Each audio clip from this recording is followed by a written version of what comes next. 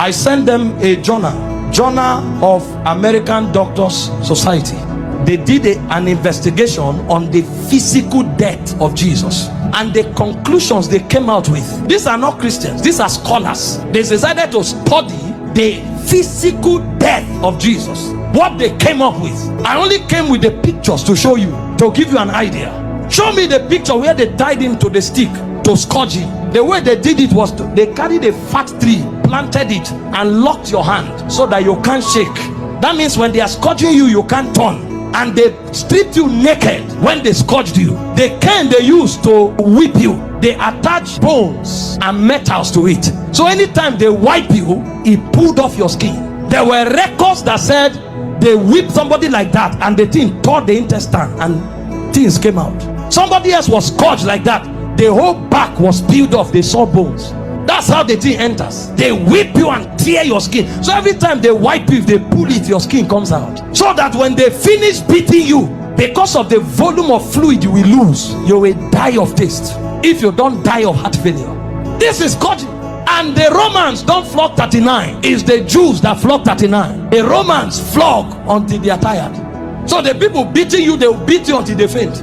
When they finish scourging you like this, if life remains in you, then mercy spoke for you. After they scourged him, they now took him trekking with the cross for close to 1 kilometer to Golgotha. He lost so much weight that short journey he fell 3 times. He couldn't walk, and nobody would give him anything to drink. Historian said when his face was wiped, blood stains crested the mark of his face on the handkerchief. Everywhere was bleeding. Can I show you the scripture that described this punishment? Isaiah 52 verse 14. When they finished beating Jesus, that alone would have been enough. See the way Isaiah 52 verse 14 described him after he was scourged. He said, just as many were appalled. You know the word appalled? The highest level irritation. When you saw him, you are like, what is this? You couldn't describe it. He said many were appalled at the sight of him. For so mad, you know the word mad, disfigured. So disfigured was his appearance, like an object of horror. When he came out of the scourging, if you saw him, you thought he was an object of horror. And he said he no longer looked like a man. They literally disfigured him, and they didn't stop there.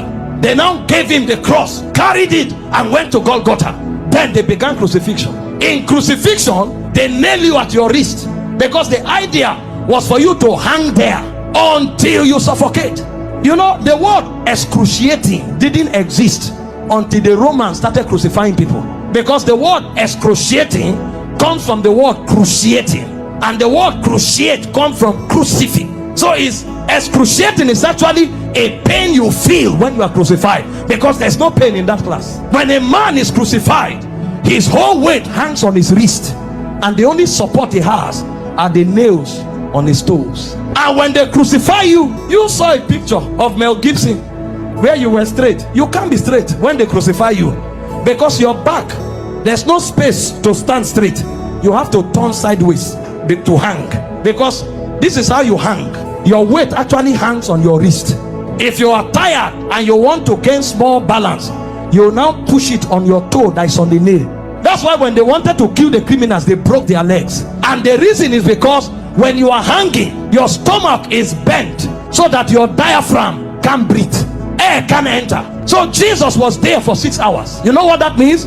For 6 hours, every time he breathed, he had to pull himself up. So he pulled himself on a nail up to breathe for 6 hours. He will pull up, breathe, go back, pull up for 6 hours.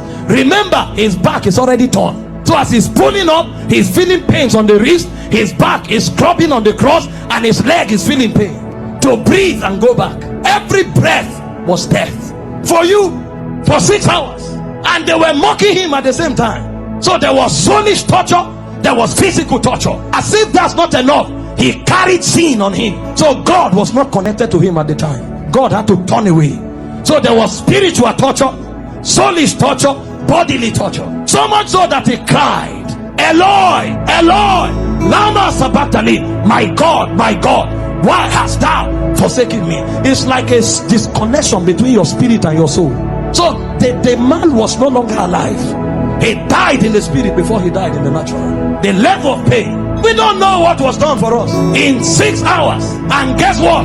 His mother was there. Can you stand naked before your mother?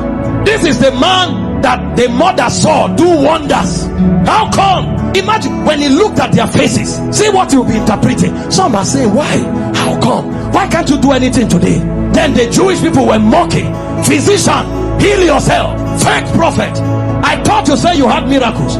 Why don't you come down? The thieves that were on the cross, one was mocking him. So from everywhere, meanwhile all the sicknesses on earth were on him on the cross.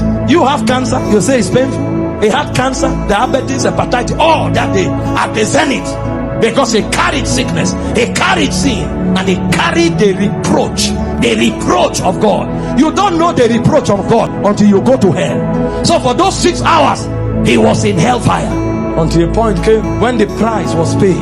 He looked up and said, I'm thirsty. They gave him vinegar. I said, no, that's not what I'm looking for. I'm looking for the river that flows from the throne of God. I'm looking for that which satisfies indeed.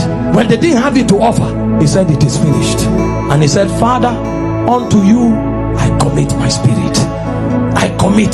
Because they couldn't kill him. They couldn't kill. No, you don't kill him. This commandment I've received from my Father. I have the power to lay down my life and to take it up. So he felt all those pains keeping his life inside him. He had the choice to give up the ghost early, but if he gave up the ghost before the scourging, the sacrifice won't be complete. That's where it is more painful.